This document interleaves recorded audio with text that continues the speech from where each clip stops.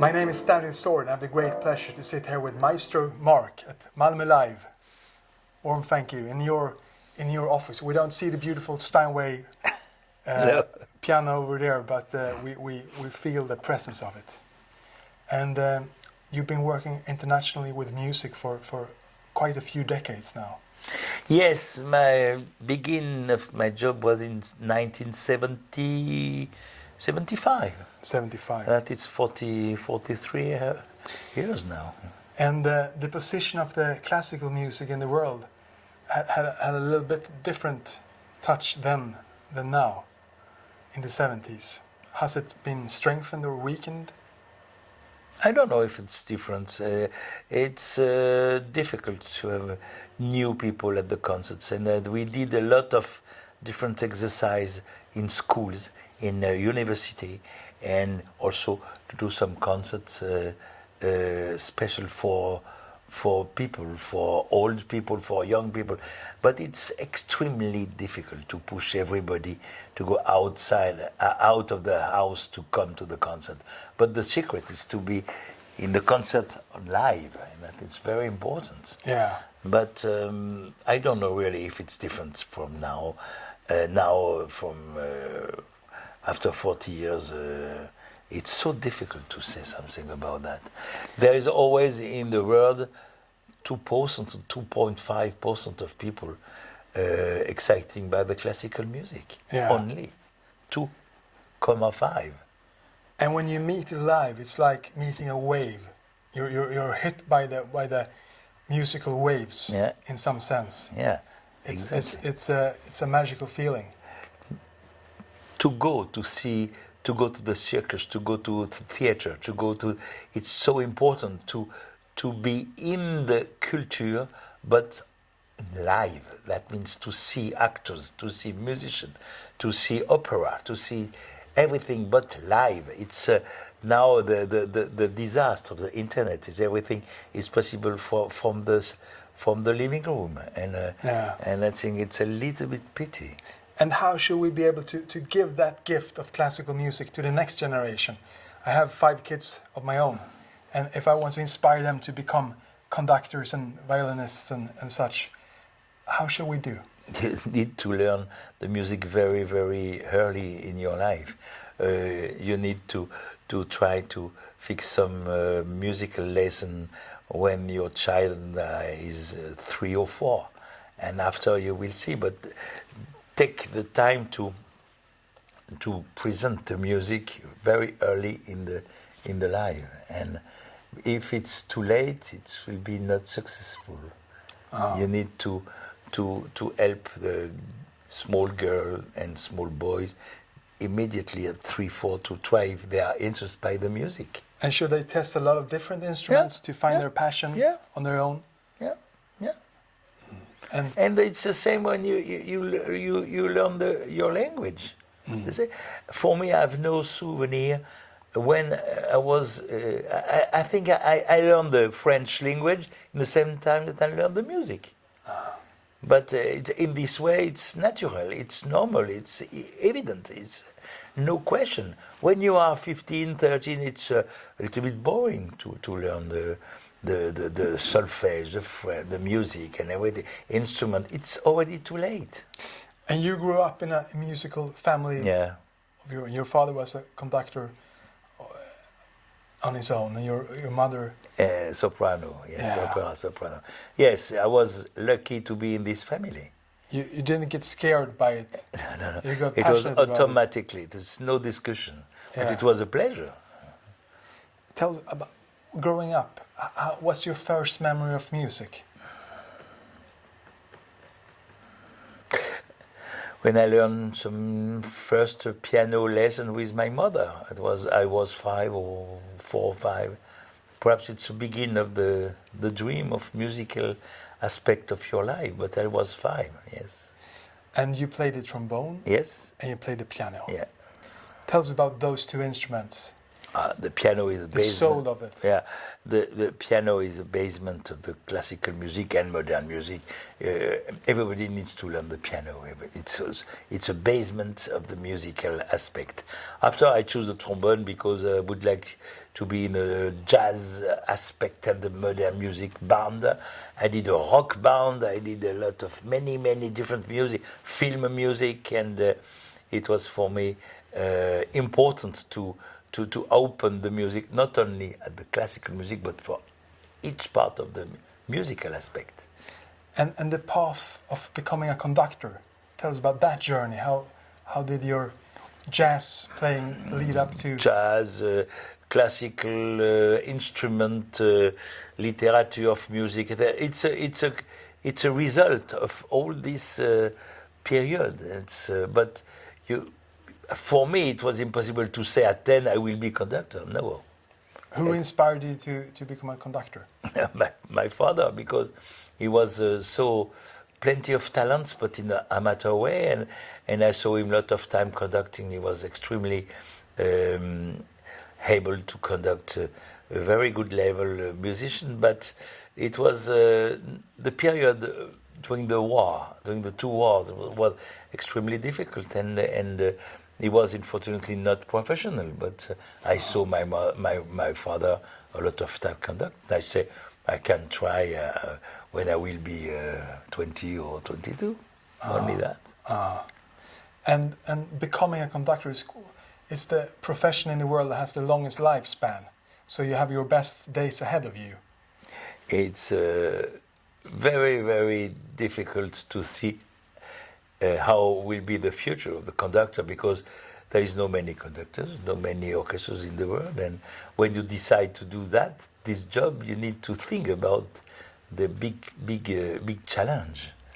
And you said it's like wine; it becomes better with age. Absolute. We need a large and big experience in the job. And how has you developed during your 4 decades of conducting? What experience, repertoire, and maturity. I don't know. I conduct now for 43 years. I have a big repertoire, but I was extremely young at the beginning. Extremely. I was chief in my first orchestra. I was 25, and of course I was without experience at all. And you worked in France for 10 years at the beginning. 18 years. 18. My first orchestra, I stayed quasi 20 years with it. Tell us about that journey. It was fantastic because I was so young, and the orchestra was very good, and a lot of people, 124 musicians. And I was 25, and it was a very young orchestra in the 70s. And in the middle of the orchestra, I was at the conservatory. I was at the school, at the university, with a part of the orchestra. It was friendly situation, and it was extremely positive for me. It was not really a professional first-class orchestra against the young conductor, but it was a team. It was friends. We were friends. You developed together. Yeah, absolutely. And the different workplace, is it like a mistress or is it like a wife? That intense relationship between a orchestra. It is an intense relationship. It is extremely strong and extremely powerful, and you need to lead. You need to lead a group. You need to learn with the group, but you need to inspire the group. You need to show the direction of the politic of the music, direction of the life of the people, and it's very important when you are chief in the orchestra to fix all the day the business for 124 people. And the music life in France. When you think about France, you think about the opera in Paris and the Guide Michelin restaurant star, and you think about these classical instruments. How would you describe the culture there compared to here in the Nordic region? It's difficult. It depends. The culture it's a little bit different, and the musical aspect in France is not the same as in Scandinavian. And what difference? In the education, we are not really fixed with the culture in France. We are fixed with mathematics, we are fixed with scientific aspect, we think with literature. It's a lot of importance. Schools are only for literature, for authors, for books, and for many things. But about music, we are not really extremely in this direction. The best in this direction is the German people, the German culture. And you worked in Bonn for a decade. Yeah, I do a lot of my job in Germany, of course. But I stay in Bonn, the capital of Germany, for 10 years. Yeah. And in the Netherlands, tell us about these two metropoles. Netherlands, it's also a very good level of classical music instruction. I think it's near the English way about the culture, and it's extremely high level, extremely. But you know, also in Scandinavia, the level in Scandinavia is extremely high, and you have in the 4 countries excellent orchestras, excellent first-class orchestra, and because probably the education of at the school is very good. And today, you're the chief conductor both here and in Aarhus, in Denmark. Which is the best one, Malmö or Aarhus? They are different. It's difficult. They are different because the people are different. Because the Danish people and the Swedish people are absolutely not the same. And they are different. And the reaction of the group is different. What differences are there? What can I say? You take Lille in Denmark before? Denmark, the people are a little bit more direct and a little bit more... it's difficult. The reaction is not the same. The reaction with Swedish people are different because the culture is different, and the Swedish people are sometimes a little bit more cool and relaxed in the aspect of the group. Sometimes it's a little bit more difficult to push everybody to be out of the personality. And in Denmark, it's not that. The Danish people are a little bit more direct, a little bit more noisy sometimes, a little bit more with a discussion, with a sort of Latin aspect of the situation. And your leadership style, does it differ between the two orchestras, or is it the same? The same. And but I know that it's not the same product. It's not the same approach. But I do exactly the same way. But after, of course, I can use perhaps different words, different attitude, a different approach. When I do sometimes the same program in Malmö and I don't like very much to do the same program. But sometimes in the programs, there is one piece, it's the same. And the reaction of orchestras is different, depending on the country. And I met Marius Möller before he died at the Opera House in Copenhagen. Which are the opera houses around the world the best ones, you think? Which ones do you appreciate the most? At the Opera House? Yeah, I travel a bit myself in 65 countries, and I always go to the Opera House because I know it's a unique experience, even though I'm not musical myself. But at La Scala and in Sydney and everywhere, they pour billions into these opera houses. So it's magical moments anywhere you go. Which ones do you think we shouldn't miss when we're out traveling in the world? Depend on the quality of the result of the show. You can have a fantastic evening in a modest house and a scandal in a famous house also. It's very difficult to say. There is some categories, of course, prestige situation is Metropolitan of New York, La Fenice in Italy, Scala at Milan, Paris Opera, Berlin Opera. Okay, but in Germany you have fantastic operas also, and Sydney is good, and in England Covent Garden in London, and Amsterdam, and each part of the country, when you are in the capital, the level is very high. And the musical language we have, across the world we have several hundred different languages, but music is the same all across the globe. Absolutely.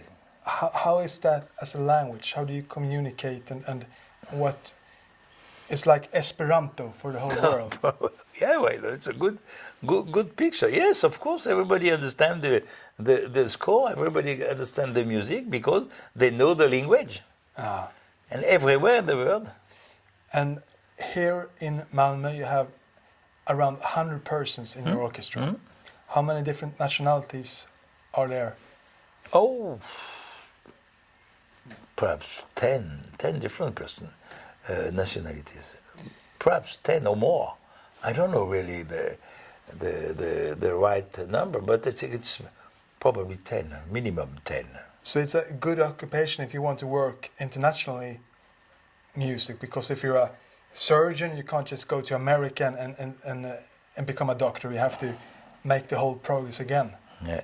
But as a musician, you can... No, you can everywhere. But you can go to do the competition, to do the application. And for example, when we open the position for second fagot or first oboe or first violin, we have more than 100 people from everywhere in the world.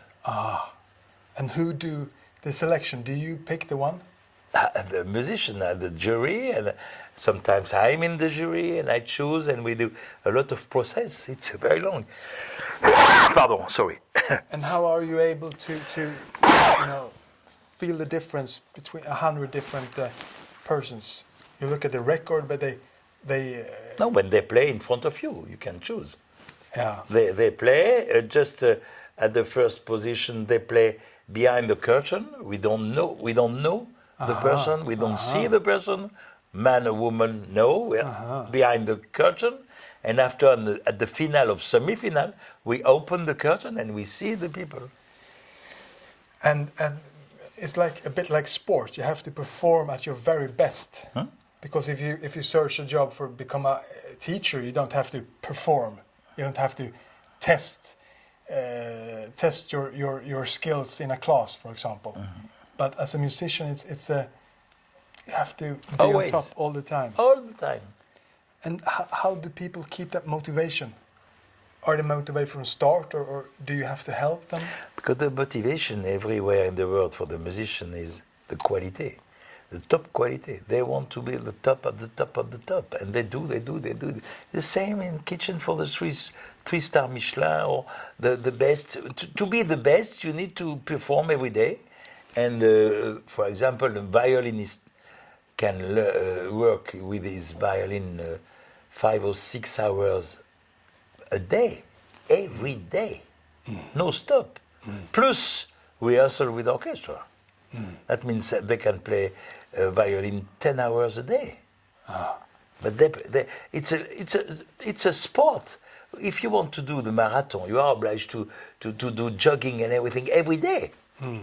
Or you are not able to do the marathon. And your routines, what do they look like? You do 2 hours of yoga before every conductor? There is yoga, there is some exercise, physical exercise, there's some relaxed aspect, there is a lot of things to be ready, to be at the top at the 1 minute, and if there you need to be at the top at the 10 o'clock. Bon. And when you step up to the podium, when you go into the moment, is that flow? Tell us about that moment when it all starts. What happens in you? It's difficult to describe that. I'm on the podium. I'm here to do the music, to explain, to conduct, to stop the orchestra, to say why, to ask something, and to speak about my group. But it's a job. Do you think, or is it all instinct, or is it's like a surgeon when he does a heart surgery?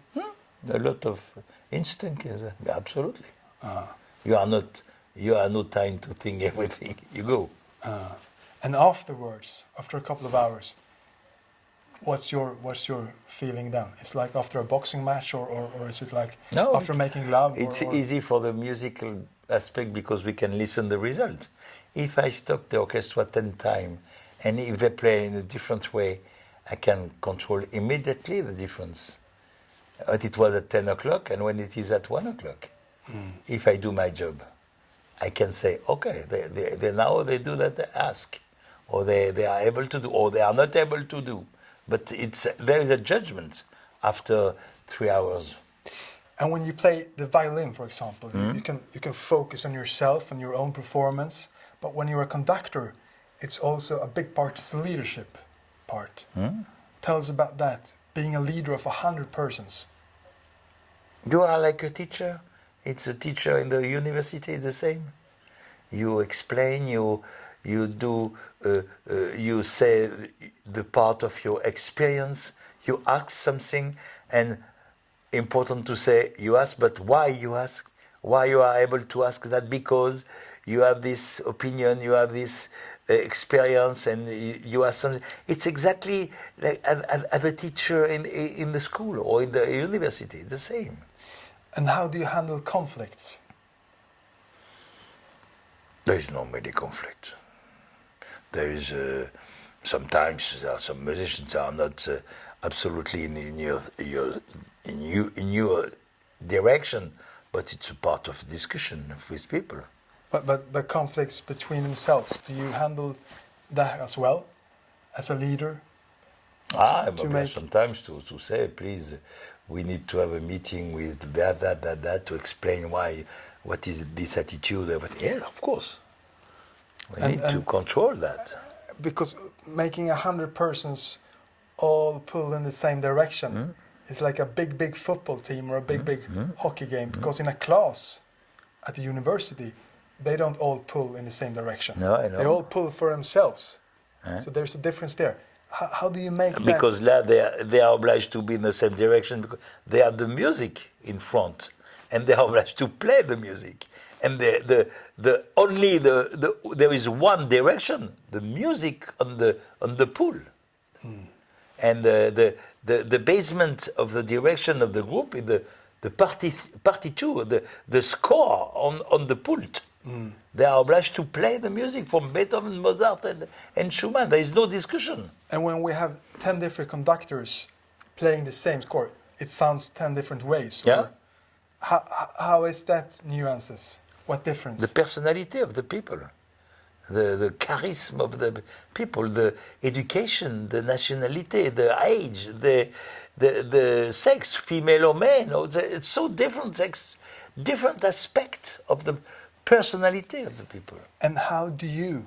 What can we read into your music? How do we interpret Marc? Is it aggression, or is it passion, or is it love making, or is it what difference your music from Esa-Pekka Salonen, for example? It will be different because with Esa-Pekka we have not the same nature, not the same age, not the same culture, not the same approach of the music, not the same conception. Esa-Pekka is also composer. I'm not composer. It's so different, so subtle, so different. It's very small detail. It's enough to change something. And for example, for Beethoven, what do you think it sounded like in his head? Because it was one music in his head, and then it's traveled a few hundred years, just like the Bible, a couple of 1,000 years, and different cultures. Now we live in the 2000. We interpret it in one way. Do you think it got more fine along the way, or has it lost its origin?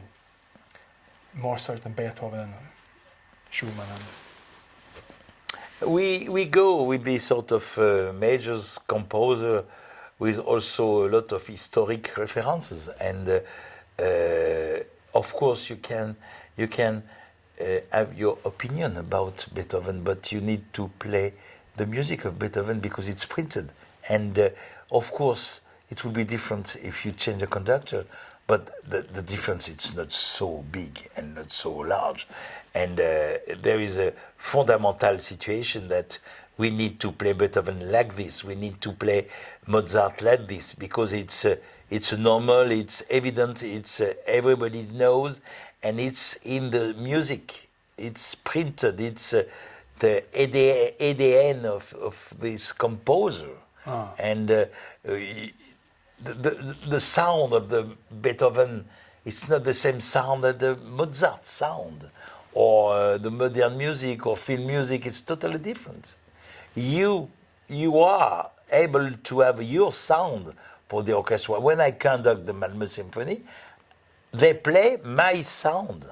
It's so difficult to explain, but they look at me, they look at my arm, my eyes, my body, my attitude on the podium, and they play in a special way because I am here. When it's another conductor, they play differently. And your most important tools, what would you say they are?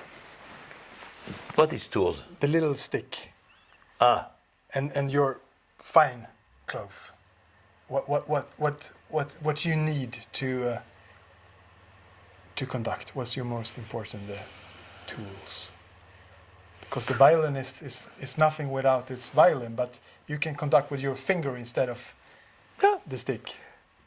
It's the body, total body is important. Eyes, head, body, legs, attitude, dancing or not dancing. The baton, it's important, but not so much. It's not really important. But we need the baton because it's clear for the first beat and second beat. But only that, it's not so important. The most important, the conception of the physical aspect of the conductor, and also the culture. And the culture, you have a result with your eyes, with your face, with your arms. It's a complete aspect, and you can change the sound from the orchestra with your body. Would you be able to conduct without your body? If you were paralyzed, for example, could you communicate to the orchestra how they should play, and then they would do it on their own? No, probably you can communicate. Probably. And conducting throughout the centuries, has it changed much? And what do you think how will it change in 100 years from now? Before, it was not really so important about the conductor. The musician played quasi alone, but also the size of the orchestras was extremely small. Just at the beginning of 20th century, it was necessary to have some people more leaders because the orchestra are more and more large. Yeah. And it's a technical approach. A big part of the classical music can play only with musicians, without conductors. If you are only 16, 20, 25 musicians, 30, it's possible to play without conductor. But when you are 50, 60, 70, 80, it's more and more complicated. And this aspect of the music was just at the end of the 19th century and beginning of 20th century. And in this period, it was important to have a conductor. Not really before, a little bit, but not so important as now. And in the future, how do you think the orchestras will develop? I don't know. This philharmonic aspect of this, or symphonic aspect, is from many years, and there is no special transformation. Perhaps we can have some new instrument inside, but not many different new instruments. Has it become any new instruments in the last decade or century? I think the instrument for me is the triangle. Well, but the triangle was during Mozart. Yeah. Classical one. Yeah, the classical one. And Has there been any additions in recent time? some one or two special instrument in the percussion, yes. Some new things, but not too many. It's a very old-fashioned, the orchestra group. And it's extremely expensive to have. In Stockholm we have the Opera House, and it costs I think around several 100 million kroners a year. Why should we keep pouring in money to the classical music? It's because it's a part of the culture from the country. We need to be proud about that. It's the same that for the painting.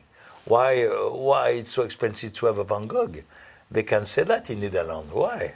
But it's because it's part of the culture of the world, and the classical music is a patrimoine of the European culture, and we are absolutely in the center, in the middle of the world-class culture, and in Europe we have a combination of many different countries, but there is a composer from many thousand years, and we pay a lot of money to show to everybody to keep this culture. And when you're conducting, do you use all of your feelings? Do you become angry and use such elements as well? Yeah, it's part of the conducting too. Yeah. How do you express anger? In your gestic aspect, in the speed of your arm, in the special color in your eyes. It's difficult to explain, but it's like this. And throughout history, which ones do you think is the greatest conductors? It's difficult to say. There are a lot of very first-class, fantastic men and women, but the very important conductor can be very famous, the part of the music, and not so famous in other parts. It's so large, it's so different, it's so complicated that it's so difficult to say, oh, it's the best conductor in the world.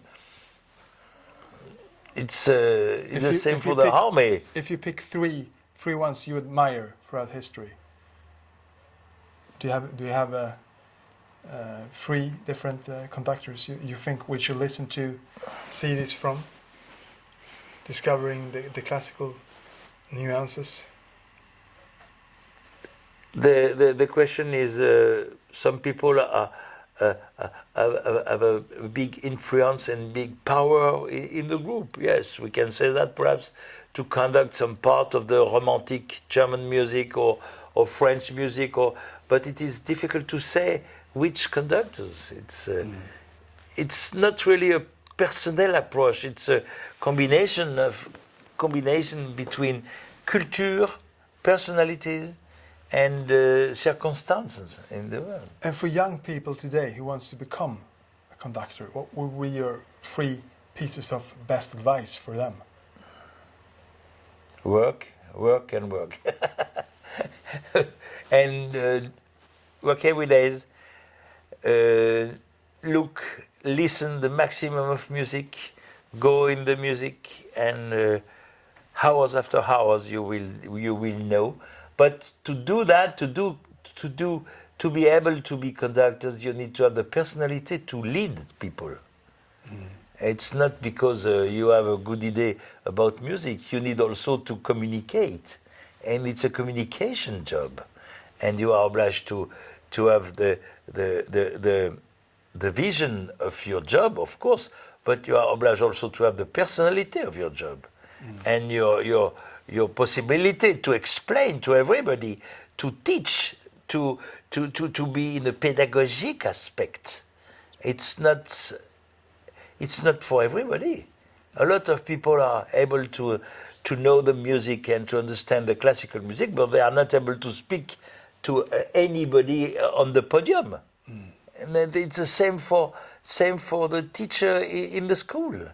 Sometimes people knows a lot of things about history or music or mathematics, but they are not able to speak one word when they see 10 people in front of. And it's you need culture, you need to work the music, you need to have the love for the classical music, for example, and also after you need to be able to explain, to be strong sometimes, to lead the people, to make a compromise, to be a philosophic aspect. It's a problem of leading. Nobody, not everybody is a leader. Depend of the nature of the people. Mm. And how do you train? If you want to become a violinist, there's no shortcuts. But how do you train to become a conductor? Should you have 4 siblings to train on, or how do you go about it? To be a conductor, you need to have a lot of possibilities, sure, but also about technique, it's a basement, it's very small things. In 6 months, you can know the maximum of things. After it's the problem of maturities and experience. But at the beginning, it's not so complicated. You need to be clear, but the problem is also in front of the group, in front of the. It's very impressive, and when you see an orchestra, sometimes you lose your possibility because you are like this, and it's an extremely emotional situation too. And if pop music is like McDonald's, classical music is a bit more like whole greens and vegetables. It's harder to enjoy at first. How because we're so used putting on the radio and listening to pop music. How do we approach classical music to make it a part of our life? How do we enjoy it the best? If we have more classical music at the radio, it will be more simple. It's very, very simple, and the culture, the basic situation in the world now, it's more easy to say to the people, "Oh, eat an hamburger. It's fabulous, excellent." But you have no time to go to the Star Michelin because it's too expensive. It's difficult to understand, and it is so easy to eat a cheap hamburger. It's the same for the music. When you listen to pop music or when you listen to the light music, it's so more easy, more simple, more evident to say, oh, it's a charming music, and there is no effort, no possibility, and it is simple, and the people, majority of people, goes in a simple way. And if you want that maximum experience, I remember I went to Salzburg as a kid, and went in front of 3 or 4 violinists, and they played just like a couple of meters in front of me, and that was boom, like a kickstart into the love of music. How do we transform that music into a part of our lives? How do we experience it the best? You are obliged to be shocked by something. You are like this. Some people they go and they see the future job, and they are like this. I will do that. It's a sort of part of the situation of the life. And of course, when you are young and when you go to see an orchestra, normally you are like this. It's, oh my God, it's fantastic. But you need to have the chance to go to see an orchestra. That is very important, to have the first chance to see how it's possible to make people together to play in one way. It's when you are young, sometimes you are so surprised and so shocked about that. But you need to have this contact, and if you have not this contact, no possibility to know. And throughout history, do you have any favorites among the composers? Who should we listen to? In history? Yeah.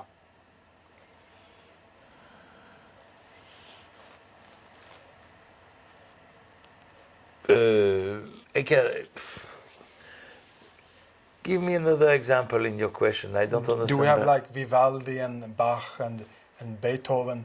Which ones do you think we should put on tonight in the CD? Which composers do you recommend to us? Which one do you love? I do a lot of Like a different gateway things. drug, a gateway composer into classical music. Oh, the simple aspect of the classical music, easy. It's a Vivaldi, Bach. It's music evidence. That's without some question, philosophic, and we can listen. It's nice. It's natural aspect of the music, especially Bach. Bach could be complicated or very simple, and very simple for many people. Complicated when you go in the music, but the first approach Bach is easy. Mozart is very easy. Vivaldi, Telemann, all the Baroque aspect, the music around 17th century, 18th century, beginning of the, it's okay. It's easy to understand. After at middle of 19th century, beginning of 20th, it's more complicated. And who want to experience something abstract? We have like the Goldberg variations for the piano, for example. What could you recommend when we want to climb up, test our wings? It's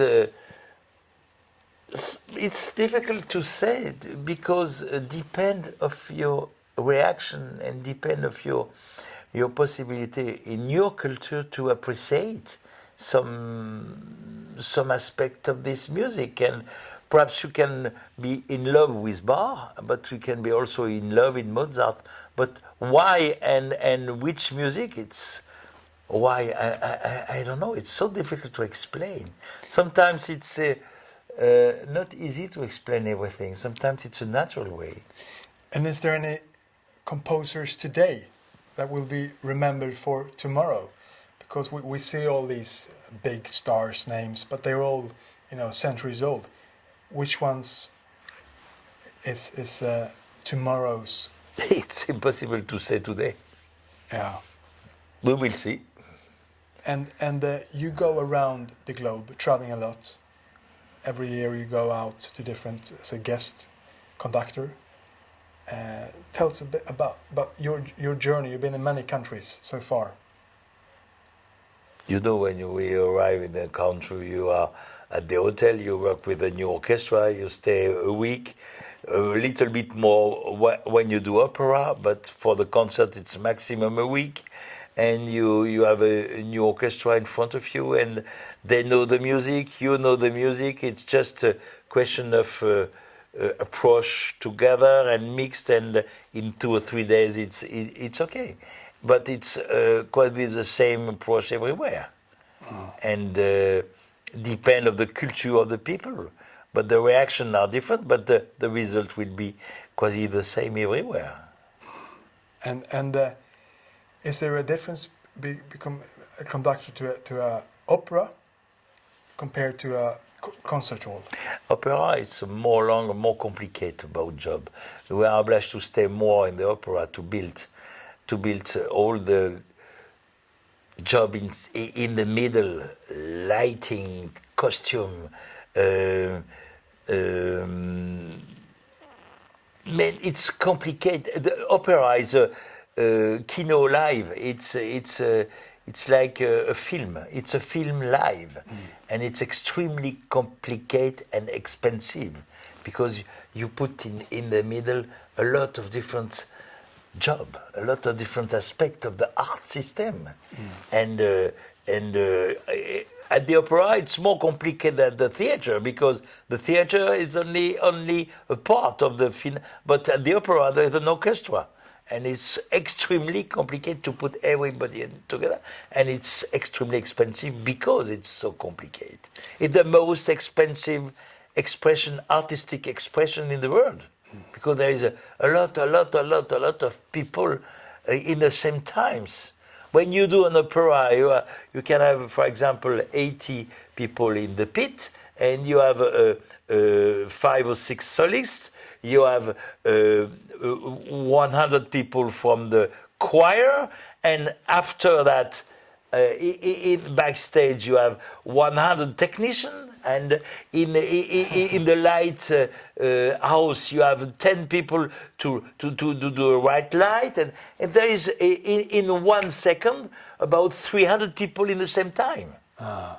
It's a big boat. It's an incredible job, and it's because it's expensive. Because when I conduct a lot in Germany, and when I see the people on stage behind the installation of the it's incredible. I conduct a lot of operas in Stuttgart. It's got one of the famous opera in the world, and there are more than 900 people working in this house just to do opera. 900 people. And do you work with the ballet as well? Yes, I did a lot of things, ballet. How is it to work with the ballet? It's an artistic, fabulous experience. And I did a lot of ballet evening, and it's different for the other singers. But the result must be extremely artistic aspect. And they work with their body. Yeah, they work with the body. They transform their body. Absolutely. It's no singing. So how is that meeting between your music and their body expression? Yeah, but they do the expression with the body because there is the music. The basement is the music. They do with the music, and they do the special aspect of the body exercise because it is Beethoven or Brahms or a ballet special Prokofiev or something. I think it's everything is together. Is it like a life on its own? Because I meet a lot of professors and the universities is like a closed. It's like a fair, It's like another country. Is it the same thing with the opera houses Absolutely. and the concertories? And you go about here and you work here and you live your life in the. Yeah, it's exactly that. And after spending so many years, some of your brightest memories. Do you have any spotlights throughout your history that you remember, or any accidents? No one fell off. No, I have no special moment. For me, more important than it was before. About size of the theater, I did something in the Arena di Verona. We have 22,000 people in the same times. That is enormous in Verona. But 22,000. I've been there as well, actually.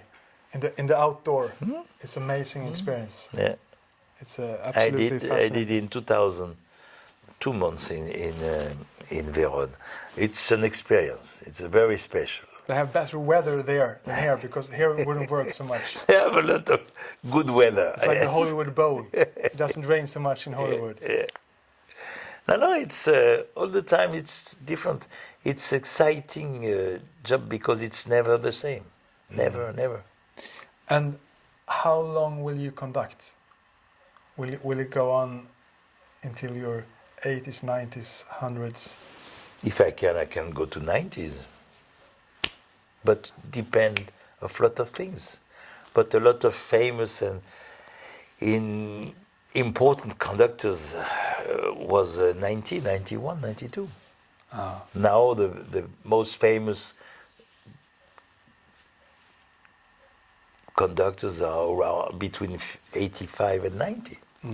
But there is not many, it's few.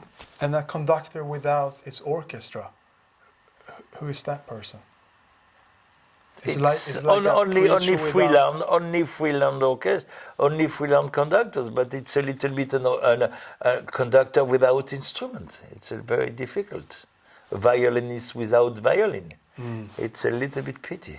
No, the best situation is to have orchestras, to be chief, to have a position. That is very important.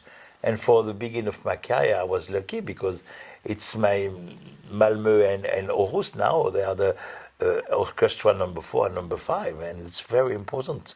I was always chief somewhere with a position, and it's a lux to have an instrument. I have an instrument from the beginning of my career. Yeah. French instrument, Netherlands instrument, German instrument, Swedish and Danish.